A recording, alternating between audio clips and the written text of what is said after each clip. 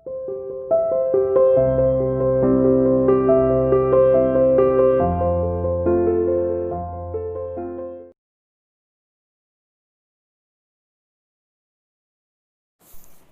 students, today we are going to start the next portion of this chapter. जो हमने last topic पढ़ा था बेटा, वो हमारा टॉपिक था कि रिफाइनिंग ऑफ पेट्रोल और उससे हमें कौन कौन से प्रोडक्ट ऑब्टेन होते हैं, वो मैंने आपको सारे डिस्कस किए थे कल। और आज जो हम टॉपिक पढ़ रहे हैं उसमें पहला टॉपिक आता है हमारा LPG. LPG means liquid petroleum gas. ये जो प्रोडक्ट्स हैं ये सभी हमें पेट्रोलियम से ऑब्टेन होते हैं। So petroleum gas which has been liquefied under high pressure is called liquid petroleum gas. The main constant of LPG means liquefied petroleum gas is butane and it is used for the domestic cooking. जो हम घर पर cooking gas use करते हैं बेटा cylinder, वो LPG का होता है। So the LPG is a good fuel because of the following advantages. अगर आपसे क्वेश्चन पूछ ले कि भाई LPG जो है उसको गुड फ्यूल क्यों बोलते हैं, तो आप ये बता सकते हो LPG बर्न्स ईजीली, हम उसको ईजीली जला सकते हैं। It has high calorific value, it produce smokeless flame which doesn't air pollution. Means जब LPG जलती है बेटा तो जो उसमें फ्लेम निकलती है वो स्मोकलेस होती है, जिससे किसी भी तरह का कोई एयर पोल्यूशन नहीं होता।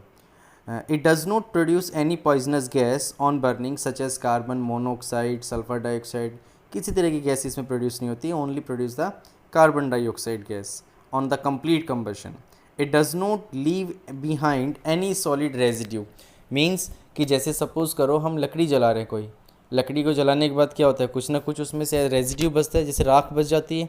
बट अगर हम LPG को जलाते तो उस पर किसी तरह का कोई सॉलिड रेजिड्यू नहीं बचता है। Clear.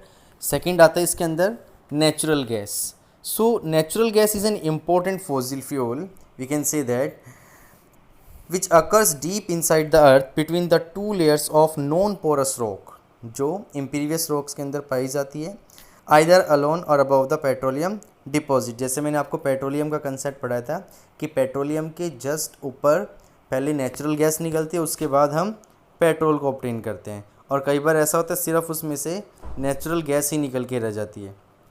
So natural gas is a mixer of lower hydrocarbon which consist mainly of methane. जो आपसे अगर मेन कंस्टेंट पूछा जाए कि नेचुरल गैस का मेन कंस्टेंट क्या होता है, वो क्या होता है बेटा, methane, with a small amount of ethane and propane. When the natural gas is compressed by applying pressure, जब हम प्रेशर अप्लाई करके इसको हम क्या करते हैं, प्रेशराइज करते हैं, then it is called compressed natural gas. क्या बोलते हैं इसको, compressed natural gas. We can also say that it is an ideal fuel just because of the property of natural gas. So it is found in the rocks beneath the earth's surface and extracted out by the drilling holes in the earth's surface. Then it is transported to the surface by using pipeline and similar. Now petrol is transported. जैसे हम petrol को transport करते हैं एक जगह से दूसरी जगह पर, ऐसे ही हम नेचुरल गैस को भी ट्रांसपोर्ट करते हैं। अब अगर इंडिया की बात करें कि इंडिया में नेचुरल गैस कहाँ पाई जाती है, तो Tripura, Rajasthan, Maharashtra and in the Krishna Godavari delta, इन सभी एरियाज़ में क्या पाई जाती है बेटा, नेचुरल गैस। अब यूज़ की बात करें कि नेचुरल गैस यूज़ कहाँ कहाँ पर होती है। So natural gas is stored under high pressure. जैसे मैंने आपको बताया कि CNG कॉम्प्रेस नेचुरल गैस, उसका यूज़ हम किस में करते हैं, as a fuel in motor cars, buses, trucks, because is less polluting. क्योंकि जब CNG चलती है तो उसमें कम से कम पोल्यूशन होता है। And it is a clean fuel, we can say that, because it produces only carbon dioxide and water, no ash on burning. Means किसी तरह का कोई solid particles नहीं बचता है जब इसको हम जलाते हैं। CNG is also used for the power generation. Electricity generate करने के लिए भी हम CNG का यूज़ कर सकते हैं। A great advantage of CNG is that, सबसे बड़ी एडवांटेज क्या होती है, जैसे मैंने आपको बताया कि हम गैस वेल से डायरेक्ट इसको होम तक ला सकते हैं by the pipeline network of underground pipeline. कुछ एरियाज़ हैं इंडिया के जहाँ पर अभी भी डायरेक्ट गैस वेल से नेचुरल गैस को होम तक सप्लाई किया जाता है, जैसे कि Vadodara, Gujarat, Delhi etcetera. Natural gas is used as a starting material for the manufacture of number of chemicals and fertiliser. इन सब चीज़ों को बनाने के अंदर नेचुरल गैस को as a raw material use किया जाता है। It is also use for the manufacturing carbon black that is use in रबड़ industries as a strengthening agent, कि रबड़ को टाइटनेस प्रोवाइड करवाने के लिए हम इसका यूज़ करते हैं कार्बन ब्लैक बनाने में. Natural gas is also obtain hydrogen, used to obtain hydrogen on industrial scale that is used in the manufacturing of ammonia, कि नेचुरल गैस से हम हाइड्रोजन गैस को भी क्या कर सकते हैं, ऑब्टेन. कब? जब हम मीथेन को स्ट्रोंगली हीट करते हैं in the absence of air, तो क्या निकलता है उसमें से, कार्बन और हाइड्रोजन. Is it clear?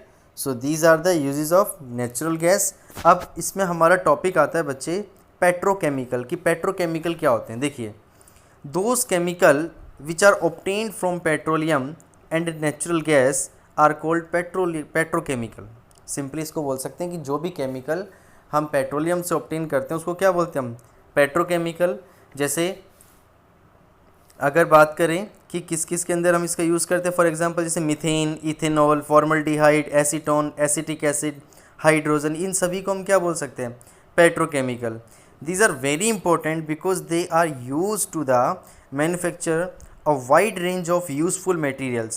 क्योंकि पेट्रोकेमिकल का यूज़ हम ऐसे काफ़ी ऑब्जेक्ट और प्रोडक्ट्स होते हैं जिनको बनाने के अंदर हम इसका यूज़ करते हैं. जैसे PVC means polyvinyl chloride, plastic बोलते हैं, Bakelite, detergent, synthetic fibre, synthetic rubber, drugs, dyes and explosive, इन सबको बनाने के अंदर हम पेट्रोकेमिकल का यूज़ करते हैं.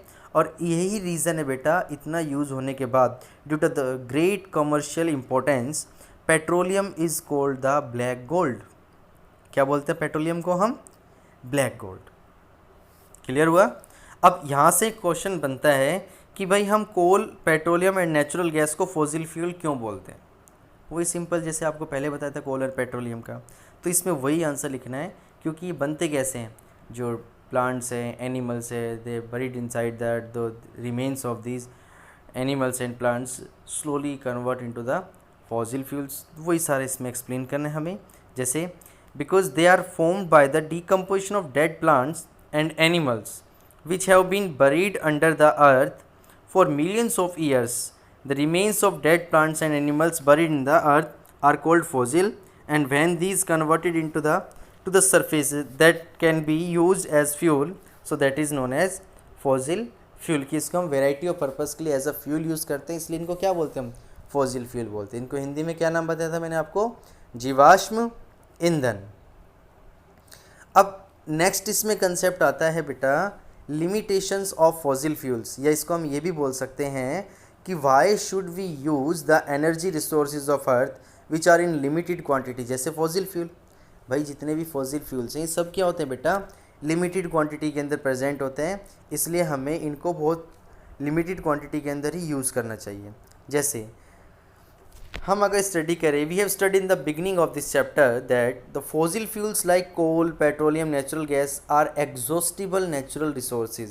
क्या होते हैं exhaustible, which are present in the limited quantity, उनको क्या बोलते हैं हम, एग्जॉस्टिबल नेचुरल रिसोर्सेज. दो मेन जो लिमिटेशंस होती हैं फॉसिल फ्यूल्स की, वो क्या क्या है, जैसे एक तो इनकी लिमिटेड अवेलेबिलिटी है और दूसरा causes of air pollution.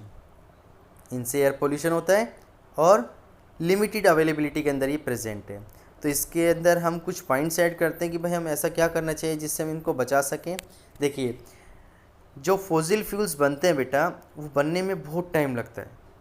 Fossil fuels gets millions of years to get formed. The known resources of fossil fuels will only last a few hundred years if consumed in large quantity as being used today. अगर हम जितनी speed से आज इन सभी fossil fuels का use कर रहे हैं, तो जो हमारे पास रिमेनिंग फॉसिल फ्यूल्स है वो कुछ ही 100 सालों तक हम उसको यूज़ कर सकते हैं. मींस जो आगे आने वाली जनरेशन है, they can not use such kinds of fossil fuels. So it took millions of years for the convergence of dead organisms into the fossil fuel. काफ़ी साल लगते हैं इन डेड ऑर्गेनिजम्स, जीवाश्म को फॉसिल फ्यूल्स बनने में. So also these resources can not replenish themselves by quick recycling and replacement within a reasonable time. तो इसलिए हम इनको जल्दी रिसाइकल नहीं कर सकते, ना ही हम इसको रिप्लेस कर सकते हैं. So we use these resources will be used at their present rate of consumption. The known reserves of these fossil fuels will last only a few hundred years, causing energy crisis, जिससे ये ख़त्म होते चले जाएंगे. The fossil fuels such as coal, petroleum and natural gas cannot be prepared in the laboratory. हम इनको laboratory के अंदर भी बेटा नहीं बना सकते हैं.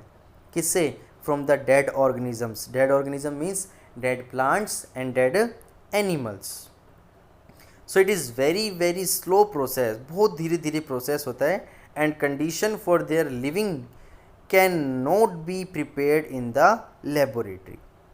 तो इनकी जो बनाने की कंडीशंस है, high temperature, high pressure, absence of air, ये सब कंडीशंस हम लैब के अंदर तैयार नहीं कर सकते हैं. So it is very important to conserve this fossil fuels because these are present in the limited quantity. Second, मैंने आपको इसका कारण बताया एयर पोल्यूशन, कि अगर हम इतनी स्पीड से फॉसिल फ्यूल का यूज़ करेंगे तो इससे एयर पोल्यूशन भी बहुत होता है. जैसे burning of fossil fuels produces the gases like carbon dioxide, carbon monoxide, sulphur dioxide and the smoke.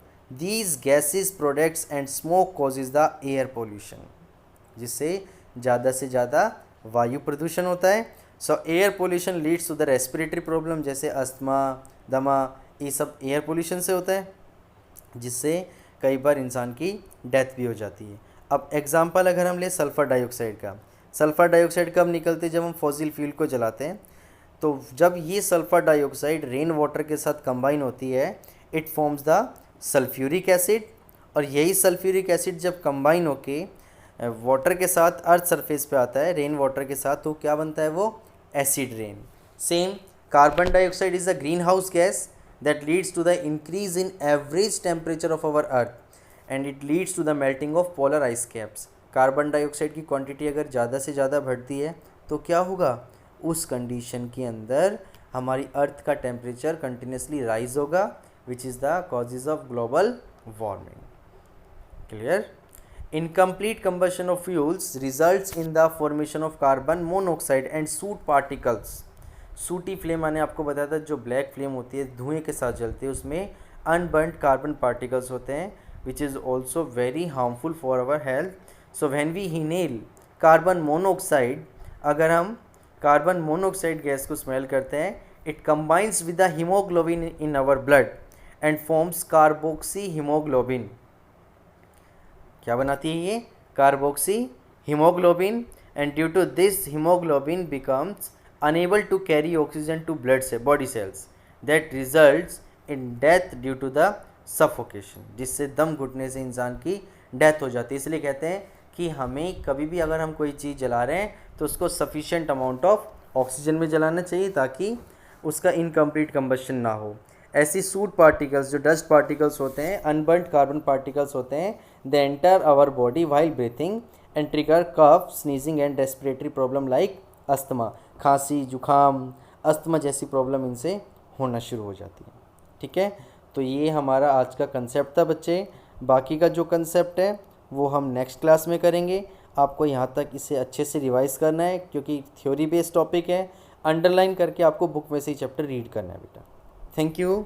God bless you. Stay home, stay safe.